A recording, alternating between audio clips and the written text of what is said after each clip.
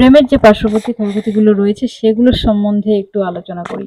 তো welcome back to the serious daily life podcast.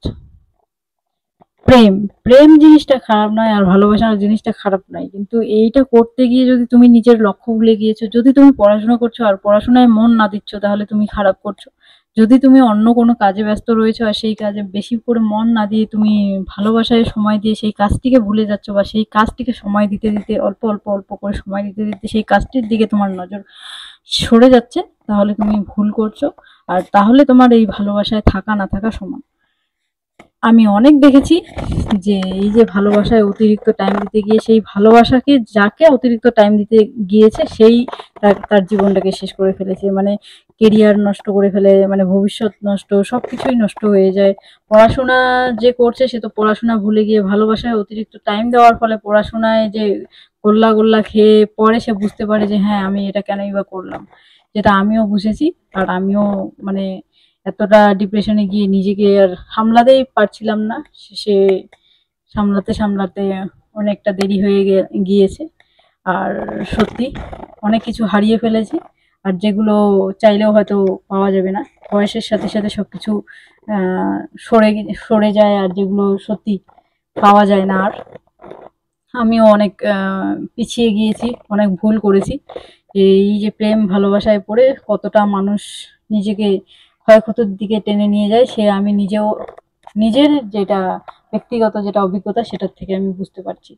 তো প্রেম ভালোবাসা খারাপ নয়, তুমি করতে থাকো, সে আমি বলছি না যে তুমি ভালোবাসা চালিয়ে যেও না। এই যে এগুলো করতে গিয়ে যখন তুমি নিজেকে ভুলে যাচ্ছ, তখন জিনিসটা খারাপ হয়ে যাচ্ছে। যে এই যে সবকিছু ভুলে গিয়ে এই যে এক জায়গায় টাইম দেওয়াটা উচিত নয়। আর একটা কথা বলবো যে এখন যে অনলাইনের ভালোবাসাগুলো হয়েছে, এই যে ফেসবুক শেয়ার চ্যাট থেকে শুরু করে হোয়াটসঅ্যাপ যত রয়েছে, ভিডিও কলে কথা বলার থেকে শুরু করে তারপরে কোভিডে যাওয়া, হোটেলে যাওয়া, এই জিনিসগুলো একদমই খারাপ।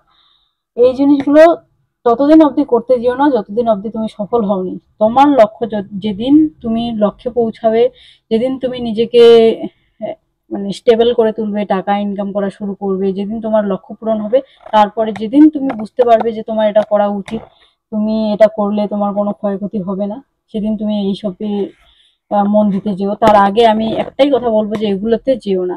অনেক ছেলে মেয়ে, বিশেষ করে মেয়েদের ক্ষেত্রে আমি দেখেছি, ছেলেরা তো শালা ধোকা খেয়ে এই যে মদ গাঁজায় পড়ে রয়েছে বা অন্য কোনো নেশায় চলে যায়, কিন্তু মেয়েরা আমি দেখেছি যে চার ওয়ালের মাঝখানে এই নিজেকে খুঁটিয়ে খুঁটিয়ে খুঁটিয়ে খুঁটিয়ে শেষ করে দিয়ে দেয়। আর যেটা কাউকে প্রকাশ করতে পারে না, আর আজও অবধি প্রকাশিতও নয়, যে মেয়েদের দুঃখ বলে কিছু রয়েছে, আর মেয়েরা যে ডিপ্রেশনে গিয়ে যে নিজেকে কতটা কিভাবে শেষ করতে পারে। না মেয়েরা না গাঁজা খেতে পারে, না মদ খেতে পারে, না সিগারেট টানতে পারে, কিন্তু তারা যে নিজেকে কতটা সেই ডিপ্রেশন থেকে বের করে আনতে যে কতটা কষ্টদায়ক হয়ে ওঠে, সেটা আমার থেকে অন্য কেউ আর বুঝতে পারবে না, যেটা আমিও উপভোগ করে এসেছি, মানে আমার অভিজ্ঞতা থেকে বলছি। তো সবকিছু মিলিয়ে বলবো যে প্রেম ভালোবাসা ভালো, খারাপ নয়, কিন্তু এর যে পার্শ্ববর্তী ক্ষয়ক্ষতিগুলো রয়েছে সেগুলো মাথায় রেখে একটাই কথা বলবো যে যতদিন না নিজের পায়ে দাঁড়াচ্ছ, যতদিন না নিজে কোনো কিছু করতে পারছো, নিজের স্বপ্ন পূরণ করতে পারছো, ততদিন এগুলোতে বেশি মন দিতে যেও না। যদি রয়েছে ভালোবাসা, হ্যাঁ থাকতে দাও, যদি সে থাকবে সে থেকে যাবে।